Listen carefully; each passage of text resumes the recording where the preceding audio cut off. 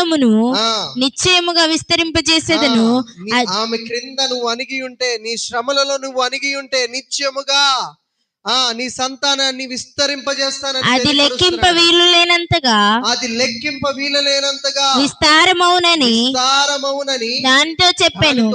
మరియు యెహోవా దూత ఇదిగో యెహోవా నీ మొరను వినెను, నీవు గర్భవతి అయి ఉన్నావు, నీవు కుమారుని కని అతనికి ఇష్మాయేలు అని పేరు పెట్టుదువు. స్తోత్రం, హల్లెలూయా. అమ్మా, శ్రమలుంటాయి, వేదనలుంటాయి. హాగరు, నువ్వు కొన్నాళ్ళు ఇంకా భరించవలసి ఉంది శ్రమలో. నువ్వు వెళ్ళు, నువ్వు అక్కడే అణిగి మణిగి ఉండు. నువ్వు పారిపోవటానికి ఇది సమయం కాదు. నువ్వు ఆశీర్వాదంతో వెళ్ళాలమ్మా అక్కడి నుంచి. నువ్వు ఆశీర్వాదంతో నువ్వు అక్కడి నుంచి వెళ్ళాలి.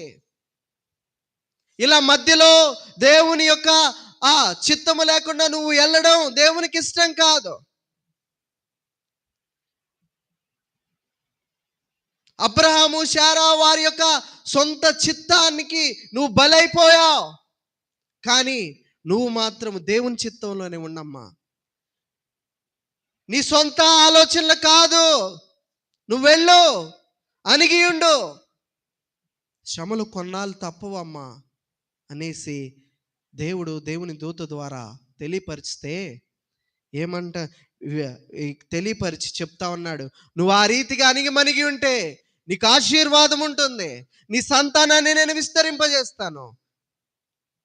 గొప్ప సంతానముగా నీ యొక్క సంతానం అవుతుంది.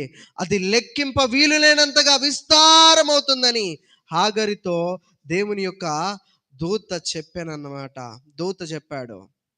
మరి యెహోవా దూత, ఇదిగో యెహోవా నీ మొర విన్నాడమ్మా, నీవు గర్భవతి అయి నువ్వు కుమారుణ్ణి కంటావు, అతనికి ఇష్మాయేలు అని పేరు పెట్టుదువు అనేసి అనగానే ఆమె ఆ యొక్క అలసిపోయిన తత్వములో ఉండి,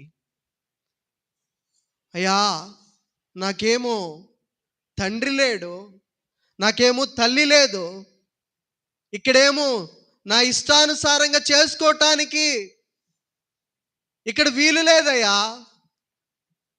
ఇదిగో నేను గర్భంతో ఉన్నాను కదా, ఇష్టానుసారమైన తిండి నా యజమానురాలు పెట్టడానికి లేదే, నువ్వేమో అణిగి మణిగి ఉండమని చెప్తున్నావు అనేసి దేవుణ్ణి ఒక్క మాట కూడా ఎదురు మాట్లాడలేదంటండి. దేవుని దూత చెప్పిన ప్రతి మాటని విని ఆలకించి వెంటనే తిరిగి వెళ్ళిందంట. వెంటనే తిరిగి వెళ్తా ఉన్నప్పుడు, ఇదిగో చూచుచున్న దేవుడు అనేసి దేవునికి పేరు పెట్టింది. దేవునికి స్తోత్రం, హల్లెలూయా. చూడండి, 13వ వాక్యాన్ని మనం చదువుకుందాం. అది చూచుచున్న దేవుడవు నీవే అను పేరు, దేవుడవు నీవే అను పేరు అని పేరు తనతో మాట్లాడిన యెహోవాకు పెట్టెను. ఏలయనగా నన్ను చూచిన వాణ్ణి నేను ఇక్కడ చూచి తిని కదా అని అనుకునే. హల్లెలూయా.